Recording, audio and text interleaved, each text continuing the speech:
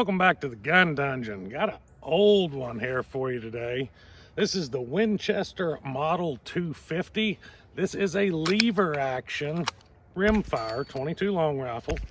This particular model was one of several of the Winchester 200 series that was made long ago.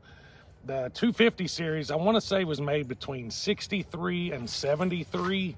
So you're talking to a 10-year window that was a good bit ago. This one actually belongs to my stepdad. I've got it over here. Had to change firing pin out on it. Luckily, I found one. Numeric Gun Parts Corp, something like that. They actually had one. Kind of surprised me considering how old and rare this thing is. But they did have it, and these old rimfires are the source of where you hear older people say, don't dry fire a gun.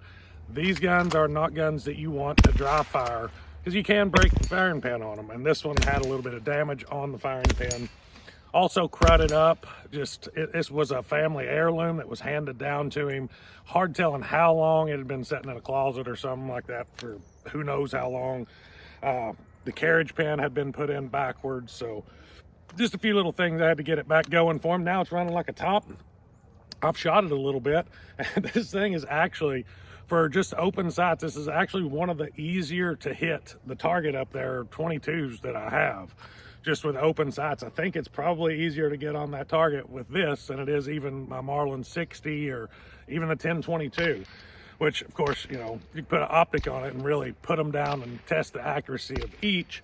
But this one does have the small little, you know, the rimfire type rail milled into the receiver here. But yeah, this is just an old classic design. Just look at that old walnut wood, that blued finish. It's just hard to beat, you know. And something cool about a lever action 22. So this will hold 16 in the tubular magazine. Does have a tubular mag like the Marlins, of people that are familiar with the Marlin 60s. 20-inch barrel. Like I said, it's chambered 22 short, long, or long rifle. I'm not going to shoot any hyper velocity, anything like that in here. I've got some 38 grain, just standard Federal here. I got some mini mags that are the 40 grain target loads. These aren't super hot either. Just going to run some decent ammo through it though, just to, you know, don't want to run no junk and make the gun look bad with some Remington Thunderbolts or something. But it's just load it up and take a few shots up there, and I'll let you know, let you see what I'm talking about, how it's fairly easy to hit with. So we'll just load up 5 here, standard loading procedure here. Drop them in the tube. I'm just going to load 5 like I said, and push your tube down. You'll fill your little detent and then twist it to lock it in place. Standard cross bolt safety here. That is safe. That is fire. Sorry about that. I had to run my chickens off. They were starting to walk out onto the range here.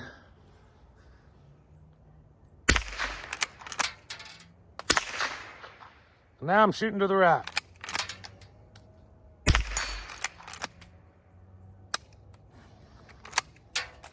Well, typical rimfire. Normally don't get that with the mini mags. We'll run some more, try it out here. Do 5 more. All right.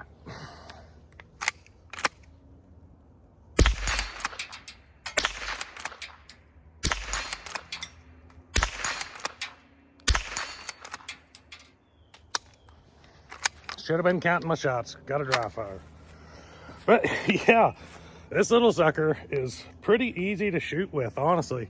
And you know, its grip ergonomics are a little bit off for me. I have a fairly large hand, so it seems like the older guns were like that though. Like older guns were built for smaller people. I guess people were typically smaller back then, but it seems like they were built for smaller hands back in the day, and this one is no different. It's just the way that it is. I know reaching for the trigger, like you can see my hands kind of, how my fingers are all kind of knotted up to get my hand low enough to get down on the trigger. But that's just the way that it is. A lot of old guns, for me anyways, fit my hand and don't really fit me all that well. All right, I got 4 in the line here of these Federals. This holds 16. I don't know why I'm just loading 4 and 5 at a time. I guess because I just like loading it. I think it's cool loading a tubular magazine. It's just part of the fun for me.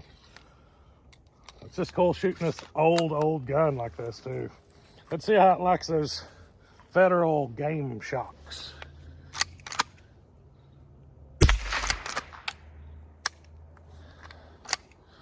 Yep.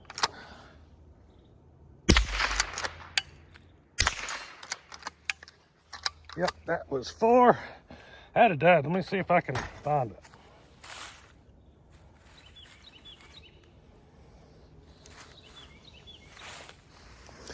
Yeah, that's a pretty good hit. That's not gonna knock the gun for that one. Let's try it again though, same round.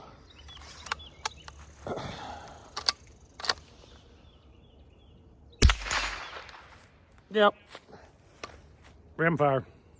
You know, I think I'm just gonna talk a little bit about it like this while showing it to you, because really it's the feature of this video. It's not really me shooting or any kind of wild information I have. I do know that they sold for $68 brand new when they were on the shelf, so think of that.